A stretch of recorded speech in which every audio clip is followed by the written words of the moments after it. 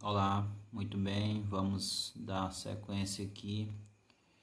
Agora nessa aula a gente vai para a competência 2, né? O critério número 2 é relativo à redação do Enem. Então, na aula passada nós falamos sobre a competência 1, o critério que é utilizado para fazer a correção das redações no Enem, no vestibular nacional aí, que a gente conhece, que é o Enem. Competência 2, compreender a proposta de redação e aplicar conceitos das várias áreas de conhecimento para desenvolver o tema, dentro dos limites estruturais do texto dissertativo em prosa. O segundo aspecto a ser avaliado no seu texto é a compreensão da proposta de redação, composta por um tema específico a ser desenvolvido na forma de texto dissertativo argumentativo, ou seja, a proposta exige que o participante escreva um texto dissertativo argumentativo, que é o tipo de texto que demonstra, por meio de argumentação, a assertividade de uma ideia ou de uma tese. Pois bem, então a gente percebe aí bem destacado, em negrito, o termo dissertativo argumentativo, que é justamente o tipo de texto que o aluno deverá escrever, né? Deverá produzir. Então a redação, todo mundo sabe, é um texto, mas nós sabemos que existem várias tipologias textuais. No caso do Enem, a tipologia que vem sempre sendo pedida é a tipologia dissertativa, né, argumentativa, né, o tipo dissertativo argumentativo, tá? E a proposta de redação nada mais é do que um tema, né, um tema específico. Então você vai ter um tema para você, um determinado tema para você poder então produzir o seu texto dissertativo argumentativo. E nesse caso, no caso do texto dissertativo argumentativo, você irá apresentar a sua ideia, certo? Você irá apresentar a sua ideia e, que a gente pode também chamar de tese, né? Ideia ou a tese. E para você fazer a defesa, certo, dessa ideia ou dessa tese, e dá no mesmo, né? Ideia, tese. Cada estudante vai ter uma ideia a ser defendida. Cada estudante vai ter uma tese a ser defendida, né? Que dá no mesmo. E para você defender essa sua tese, você vai fazer uso de argumentos, tá? Então, o texto dissertativo argumentativo, ele tem essa estrutura. Então, o aluno vai receber um tema e o aluno vai fazer uso de argumentos para então defender a sua tese, as suas ideias, a sua ideia principal, né?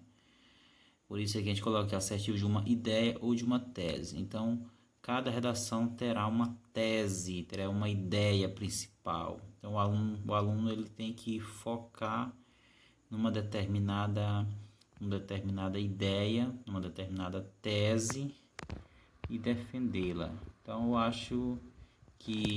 eu acredito que um texto de 30 linhas é um texto de tamanho pequeno para um aluno defender duas ou mais teses, né? Então, se o aluno de repente escrever uma redação e nessa redação a gente não de repente ele apresenta duas teses, né? Então ele não vai ter condições de defender de forma satisfatória essas duas teses ou três teses, né? Então vai ser o aluno ele vai estar apresentando diferentes teses e vai estar fazendo aí uma argumentação muito fraca, muito superficial, tá?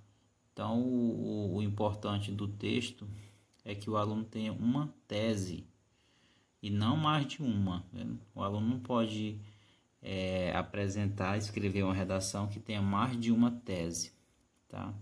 Então ele deve se ater a apenas uma tese, e é nessa tese que ele deve desenvolver com base nessa tese que ele deverá desenvolver o seu texto. Vamos observar aqui, por exemplo, uma redação onde nós temos o seguinte: o aluno começou da seguinte maneira: no livro 1984, George Orwell, é retratado um futuro distópico em que um Estado totalitário controla e manipula toda forma de registro histórico e contemporâneo, a fim de moldar a opinião pública a favor dos governantes.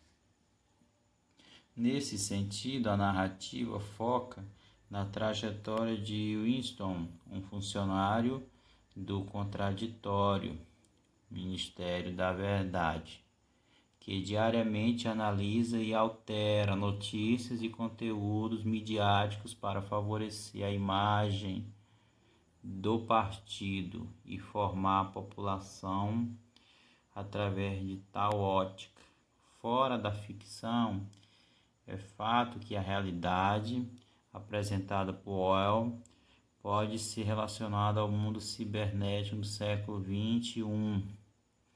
Gradativamente,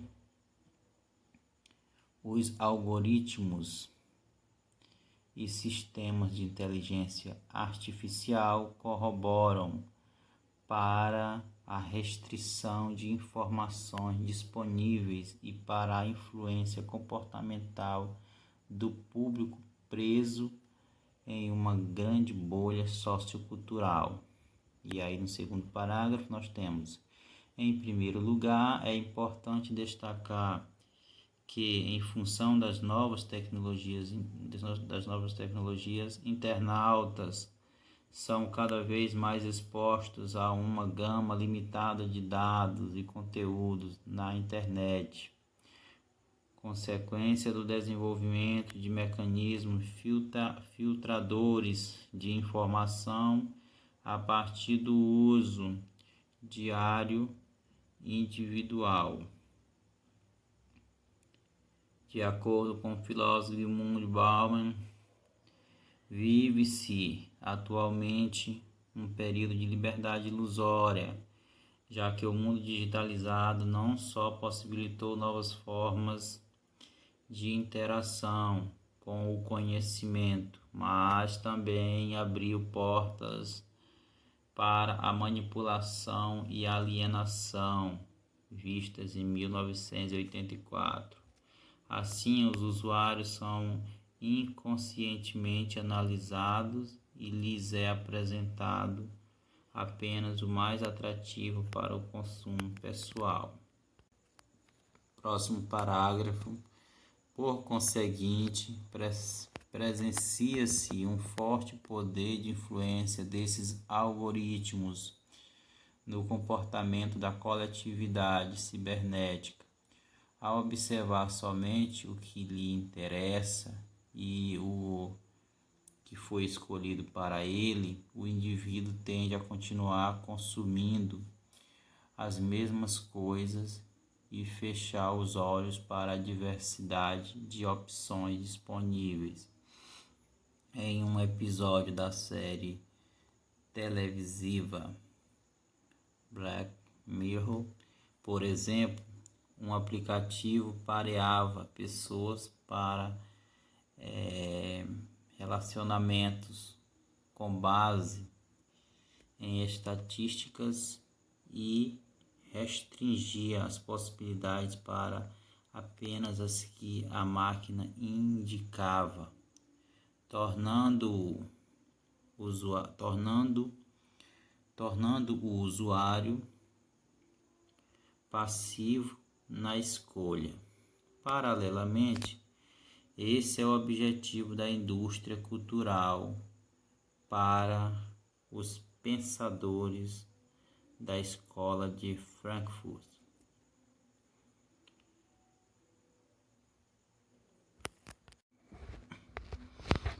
Paralelamente, esse é o objetivo da indústria cultural para os pensadores da Escola de Frankfurt. Produzir conteúdos a partir do padrão de gosto do público para direcioná-lo, torná-lo homogêneo e logo facilmente atingível. Quarto e último parágrafo. Portanto, é mister que o Estado tome providência para amenizar o quadro atual, para a conscientização da população brasileira a respeito do problema. Urge que o Ministério de Educação e Cultura, no caso MEC, crie, por meio de verbas governamentais, campanhas publicitárias nas redes sociais que detalhem o funcionamento dos algoritmos inteligentes nessas ferramentas e advirtam os internautas do perigo da alienação, sugerindo ao interlocutor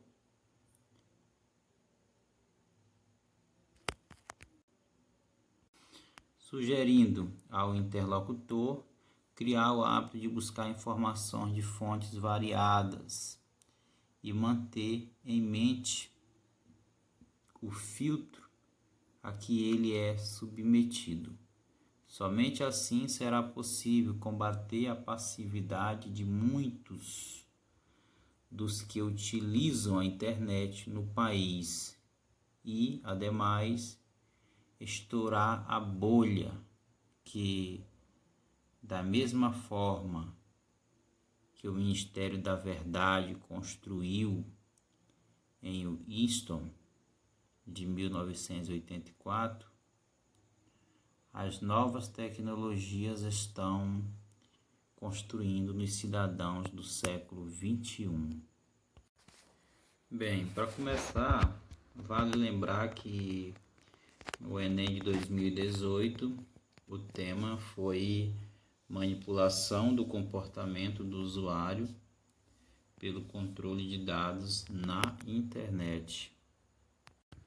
No caso aqui do jovem Lucas, que escreveu esse texto, ele começou o texto fazendo uma referência, ou seja, ele falou um pouco sobre um livro. O título desse livro é 1984.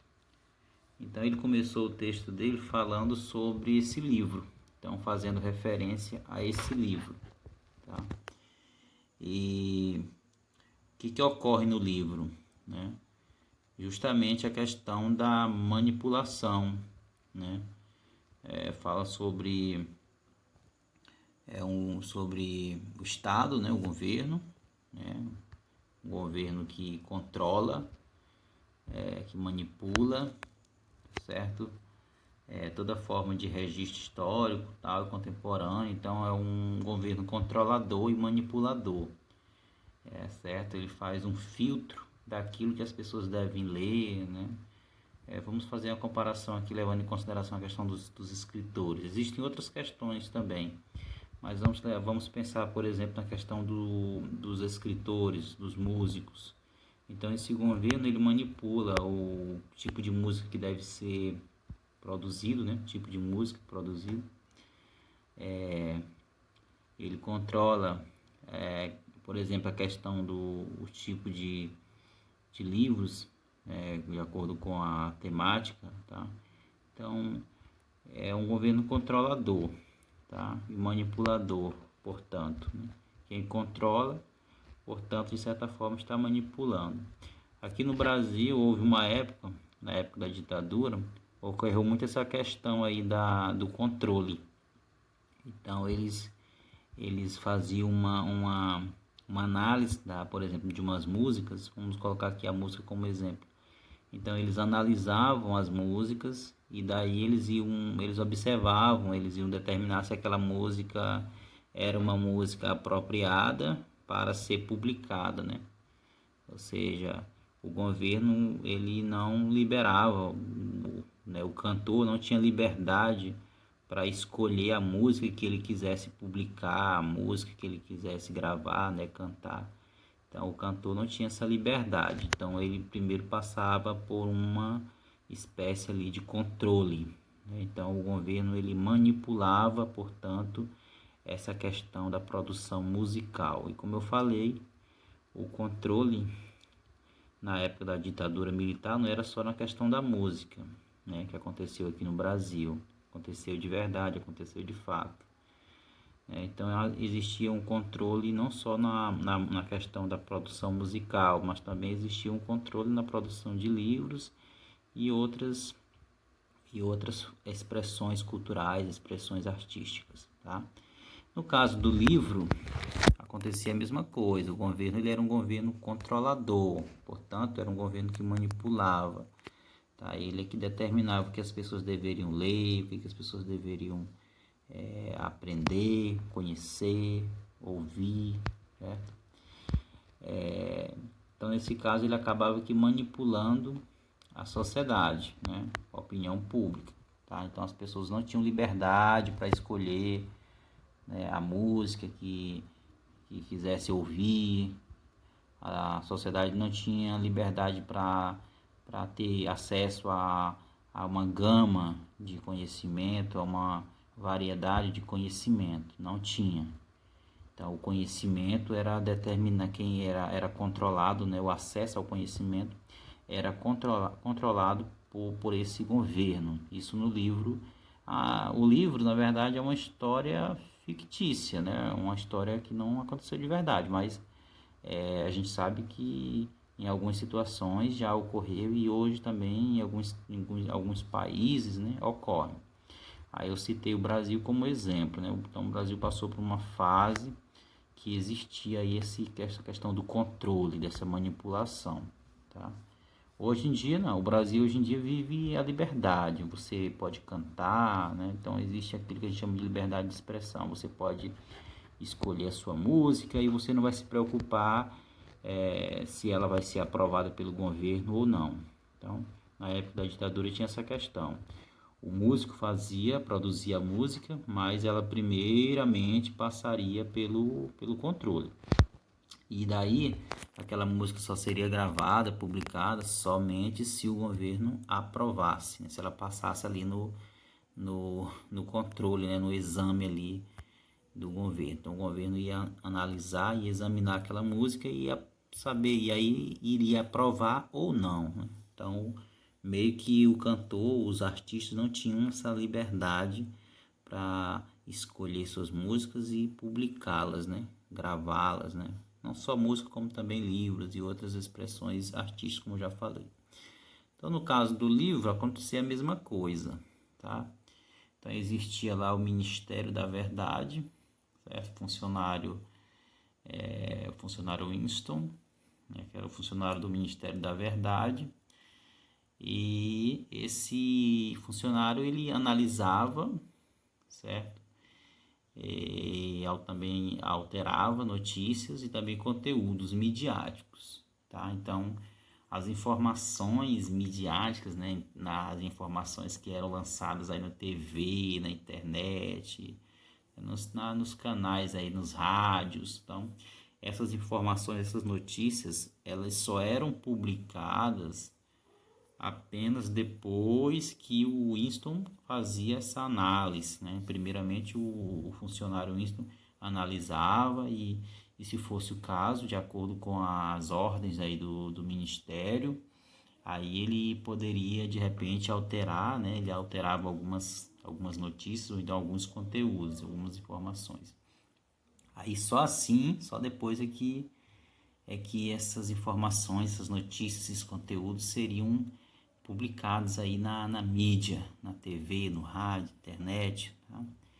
Isso justamente para favorecer a imagem do partido, tá?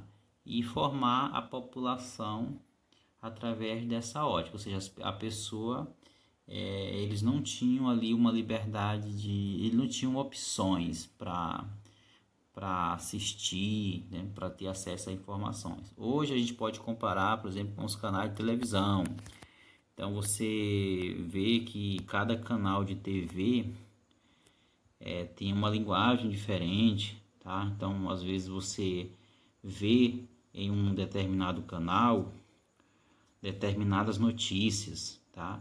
Em outros canais você já vê uma outra variedade de notícias, uma outra variedade de informações, tá? Programas, tá? Você vê em um canal determinada variedade de programa, em outros você já vê outros programas. Então assim, hoje nós temos aí uma liberdade para escolher qual canal a gente vai assistir, né? Qual é o programa que você vai assistir, tal, qual é o site que você vai acessar, qual é o conteúdo que você quer acessar, que você quer ler, qual é a notícia que você quer ler. Então você tem toda essa liberdade. E naquela época ali, no caso do livro, aliás, no caso do livro não tinha, né? As pessoas não tinham essa liberdade de escolher qual era a notícia que eles queriam ouvir ou assistir, qual era o conteúdo que eles queriam ler ou acessar. Então eles não tinham essa liberdade, tá?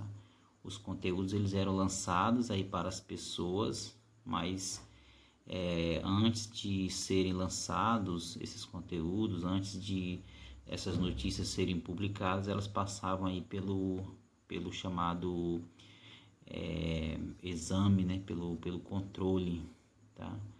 Pelo filtro aí do Ministério da Verdade, tá? Então dessa forma a população estava sendo, portanto, manipulada, tá? Então tudo que a população ouvia ou lia, tudo aquilo de certa forma estava sendo manipulado pelo Ministério da Verdade. Então, ou seja, algumas verdades eram omitidas, tá? E também alguns conteúdos ali eram alterados, tá? Verdades, né? Conteúdos alterados ou então conteúdos omitidos, tá? Fora da ficção, aí aqui o estudante vai colocar agora, ele deu o exemplo do livro. Primeiramente ele falou aí do livro, dando o exemplo do que acontecia no livro, essa questão da manipulação. Aí aqui o aluno coloca o seguinte: fora da ficção, é fato que a realidade apresentada por Orwell pode ser relacionada ao mundo cibernético do século XXI. Ou seja, o estudante está querendo dizer que a mesma coisa que acontecia na história do livro, 1984, essa mesma coisa, esse mesmo fato, também está acontecendo de verdade, né? Também acontece de verdade. Aí ele usa a palavra fato, né? Ou seja, é algo que está ocorrendo de verdade no mundo cibernético, no mundo da internet, no mundo da tecnologia. E isso no século XXI, que é o século em que a gente vive, tá? Aí ele colocou 2 pontos, e aí ele vai explicar. Como assim, né? Pode ser relacionado ao mundo cibernético, ou seja, o mesmo que ocorre na história do livro, também está ocorrendo no século XXI, no mundo cibernético. Como assim? Ele vai explicar. Colocou aqui os 2 pontos, aí ele vai explicar. Gradativamente, os algoritmos e sistemas de inteligência artificial corroboram para a restrição de informações disponíveis, tá? Então, restringir informação quer dizer que essas tecnologias, né? É que eles chamam aí também de inteligência artificial, né? Os robôs, tá? Então, essas tecnologias, elas meio que elas restringem para o usuário as informações, tá? Então, quer dizer, você não acessa todas as informações que você deseja. Então, na verdade, ali no ambiente cibernético, tá? No ambiente, no mundo cibernético, essa inteligência artificial, os algoritmos, eles meio que restringem, então eles acabam que ocultando algumas informações que poderiam chegar até você, tá? E para a influência comportamental do público, né? Então, eles corroboram para a restrição de informações disponíveis e para a influência comportamental do público, ou seja, eles contribuem, né? Esses algoritmos, né? A inteligência artificial, que são tecnologias aí do mundo cibernético, eles restringem informações que poderiam chegar até o usuário, mas não chega. O usuário, às vezes, ele vai fazer uma pesquisa e daí as informações que chegam até ele naquela pesquisa são informações restritas, ou seja, não são informações assim variadas, tá? E quem faz esse controle é justamente os algoritmos, né? Os sistemas de inteligência artificial. E com isso, esses algoritmos e sistemas, eles meio que estão influenciando o comportamento das pessoas, tá? E daí o que ocorre é que o usuário que faz suas pesquisas aí em sites, né, em redes sociais, tá? Principalmente em redes sociais. Então, o usuário ele acaba que sendo controlado. Então ali ele faz parte de uma, ele acaba que acaba sendo colocado ali, portanto, em uma bolha, né? Ou seja, ele não tem liberdade para ele escolher, ele não tem variedade de conteúdo, ele não tem variedade de informação. O que chega até o usuário é apenas aquelas informações que foram aí controladas, né? Que foram escolhidas pelos sistemas de inteligência artificial, pelos algoritmos. Então, eles fazem esse trabalho. Ou seja, antes da informação chegar até o usuário, essa informação primeiramente passou por uma espécie de controle, por uma espécie de filtro. Então, eles fazem uma filtragem automaticamente, os sistemas fazem uma filtragem e você, ao acessar uma rede social, ao acessar sites, você só consegue ver uma parte das informações. Então, por isso que a gente chama de restrição. Então, restringir é quando é algo que está incompleto, né? Quando você tem um site onde você tem liberdade para escolher todas as informações aparecem ali de forma variada. Então, isso aí aí já seria algo bem positivo. Agora, quando ocorre a questão da restrição, então quer dizer que alguém está ocultando, né, está dificultando, tá, fazendo com que você não tenha acesso a determinadas informações. Daí a palavra restrição, quando você não tem acesso a algo, tá? Então, nós usuários temos o direito, né, de escolher as informações elas devem chegar de forma completa até os usuários. Mas o que acontece é que nas redes sociais, nos sites de pesquisa, essas informações elas não chegam até os usuários de forma completa. Elas chegam, mas são informações que passaram ali por uma espécie de controle, né? Então foi feita ali uma filtragem. Então o sistema de inteligência meio que separa determinadas informações para determinadas pessoas, de acordo com o perfil da pessoa. Eles ali separam para você determinadas informações, tá? Muito bem. Agora, no próximo parágrafo, o estudante ele vai fazer uma espécie de aprofundamento. Como eu já falei lá no início, uma redação de 30 linhas, ela é o suficiente para uma tese, né? Então o aluno ele não tem, não há possibilidade, a mínima possibilidade de um aluno escrever uma boa redação e, no caso, com 30 linhas, apresentando 2 ou 3 teses e sendo capaz de defender, né, essas teses, né?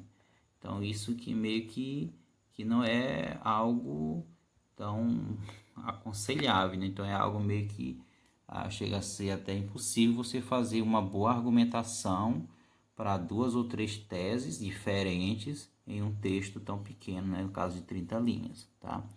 Então, no primeiro parágrafo, a gente viu ali que o aluno apresentou a tese dele, tá? E a tese desse aluno foi essa questão aí da manipulação, a manipulação que é feita aí pelos algoritmos e sistemas, tá? Então, essa é a tese do aluno, tá?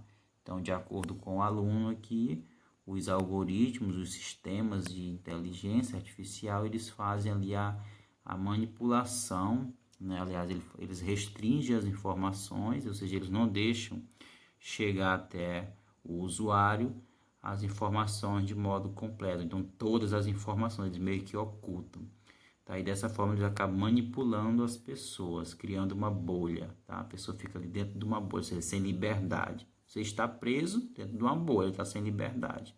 Nesse caso, sem liberdade de escolher, certo? Sem liberdade de escolher. Quem escolheu para você as informações que chegou até você, na verdade, quem escolheu foram os algoritmos, né? Os sistemas de inteligência. Então, não foi você que escolheu, tá? Então, você acaba que estando ali sem essa sua liberdade de escolha, você acaba que estando ali dentro de uma bolha, portanto, preso. Agora, o aluno aqui nesse segundo parágrafo, ele não vai aqui não vai aparecer algo novo. Na verdade, o que vai acontecer aqui no segundo parágrafo é um aprofundamento, é um detalhamento daquilo que foi dito antes, tá? Então, a redação, ela é isso. Aquilo que você apresenta no primeiro parágrafo, ela vai ser detalhada ou melhor explicada no segundo e terceiro parágrafo, tá? Então, não há nenhuma questão de informações novas, né? Essa questão de acrescentar mais informações. Então, como eu já falei, é impossível você defender mais de uma tese, defender bem, com argumentos, com bons argumentos, defender de forma bem satisfatória, mais de uma tese em uma redação. Então, como a gente viu aqui, a tese do aluno é a questão da manipulação, né, da restrição de informações que é feita aí pelo sistema de inteligência, pelos algoritmos. E o que vai vir no segundo parágrafo não é algo novo. Na verdade, o que vem no segundo parágrafo é um aprofundamento daquilo que já foi citado antes, tá bom? Então, ele diz aqui, ó, com mais detalhe, com mais aprofundamento, ele diz o seguinte: em primeiro lugar, é importante destacar que a função das novas tecnologias, que em função das novas tecnologias, internautas são cada vez mais expostos em uma gama limitada de dados, ou seja, as informações ela não chega até você de forma completa. Tá? Isso já foi dito antes. É a questão da restrição, né, de dados e conteúdos na internet. Consequência do desenvolvimento de mecanismos filtradores, mais uma vez, filtradores de informação, ou seja, os algoritmos, eles filtram, eles escolhem para você, eles escolhem, determinam quais informações vão chegar até você, até o seu site, aí, até o seu computador, tá? A partir do uso diário individual, ou seja, a partir do perfil de cada pessoa. Eles observam quais são os sites que você costuma pesquisar, tal. Então, daí eles vão determinando qual é o seu perfil, né? Qual é o seu perfil de pessoa, idade também, tudo isso. Então, de acordo com essas informações, eles acabam que escolhendo os algoritmos, eles acabam escolhendo para você algumas informações. Eles escolhem as informações que vão chegar até você. Eles determinam as informações que vão chegar até você, né? De acordo com aí aqui ele vai fazer aqui uma citação falando aqui de um filósofo tal. O que esse filósofo disse? Ele diz o seguinte: vive-se atualmente um período de liberdade ilusória, já que o mundo digitalizado não só possibilitou novas formas de interação com o conhecimento, mas também abriu portas para manipulação e alienação, tá? Então quer dizer, esse filósofo, que Zygmunt Baum, ele diz a mesma coisa. A gente acha que vive em liberdade. Por exemplo, o usuário ele pensa que tem liberdade para escolher os sites, para escolher as informações, aliás, para escolher as informações ali que chegam até ele. Mas na verdade, aquela liberdade ela não é uma liberdade verdadeira, né? É uma liberdade ilusória. Quer dizer, a pessoa está tendo aquela ilusão, ele tem uma ilusão de que está tendo liberdade, só que o que ocorre de verdade é que aquelas informações que estão chegando até você, elas são informações incompletas, são informações que foram separadas ou escolhidas automaticamente pelo sistema de inteligência, né? Ou seja, os algoritmos, então eles fazem essa escolha por você. Então você acha que está tendo liberdade de escolher, mas na verdade não está. Alguém já escolheu por você antes, tá? E daí aqui ele fala sobre a questão da manipulação, né? A pessoa está sendo manipulado, tá? De certa forma, né? Está sendo manipulado por sistemas, né? Por sistema de inteligência, né? Certo? E aí a questão da alienação, ou seja, a pessoa que ele não tem noção do que está ocorrendo com ele, né? Então ele vive enganado, certo? Então ele vive alienado, tá? Vive no engano, certo? Então as informações que chegam até o usuário são informações que foram filtradas e alguém separou aquelas informações para você, certo? E você não está, muitos usuários não sabem disso, então, portanto, vivem enganados, portanto, vivem alienados. É daí que vem a questão da alienação. Muito bem. No terceiro parágrafo, nós temos algo novo? Não, nós continuamos com os aprofundamentos. Presencia-se um forte poder de influência desses algoritmos no comportamento da coletividade cibernética, ou seja, os algoritmos eles separam as informações para os usuários, eles filtram as informações que vão chegar até os usuários e, portanto, eles estão manipulando o comportamento dessas pessoas, tá? Então, é o que já foi citado antes, a questão da manipulação do comportamento, tá? E aí aqui, 2 pontos, né? E ele vai explicar como assim, os algoritmos, né, a influência, o poder de influência desses algoritmos no comportamento da coletividade. Como assim? Coletividade cibernética, né, o pessoal que vive no mundo da internet, né, no mundo cibernético. Como assim? Aí ele vai dar um exemplo aqui. Ao observar somente o que lhe interessa e o que foi escolhido para ele, o indivíduo tende a continuar consumindo as mesmas coisas, tá? E fechar os olhos para a diversidade de opções disponíveis. Então, quer dizer, aqui eles estão colocando aqui um exemplo de usuário que, na verdade... Muito bem. Ao observar somente o que lhe interessa e o que foi escolhido para ele, o indivíduo tende a continuar consumindo as mesmas coisas e fechar os olhos para a diversidade de opções disponíveis, ok? Vamos dar um exemplo aqui agora, no caso aqui de uma campanha, de um produto, de um chocolate, vamos Bem, que é a questão da campanha, né? Um exemplo recente dessa questão aí, né, da influência, né? Foi a bem-sucedida campanha publicitária da marca de chocolate Snickers na Austrália. Snickers são aquelas barras de embalagem marrom e verde recheadas de caramelo, né, e quantidades colossais de açúcar. A campanha demorou cerca de um ano para ser lançada e contou com o apoio de pesquisadores do prestigioso MIT, assim como da empresa Google. Tratou-se de elaborar um algoritmo customizado capaz de analisar 14.000 postagens por dia no Facebook, no Twitter e no YouTube.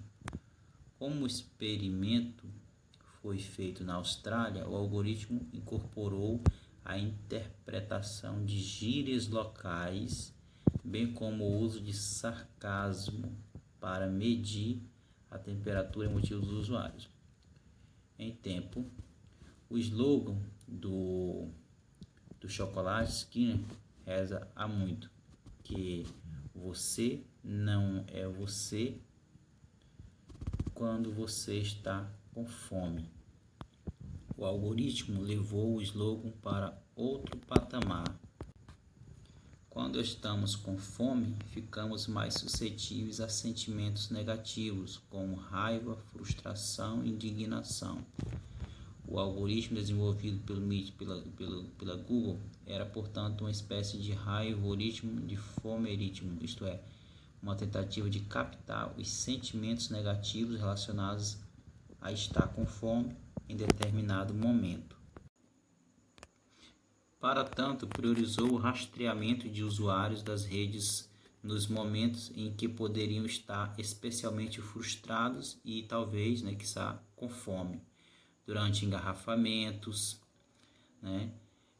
durante dias de clima ruim, em meio à discussão política acirradas ou após algum evento esportivo com grande potencial de consternação.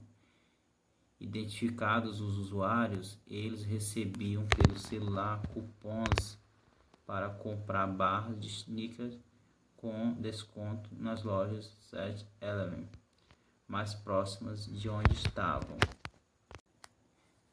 Vídeos e anúncios eram especificamente lançados em momentos de alto potencial de raiva e indignação, por exemplo, após algum porte ou notícias sobre o Brexit, sobre Donald Trump ou sobre as eleições australianas. Todos os eventos de alta relevância em 2016, época da campanha. A cada 10 minutos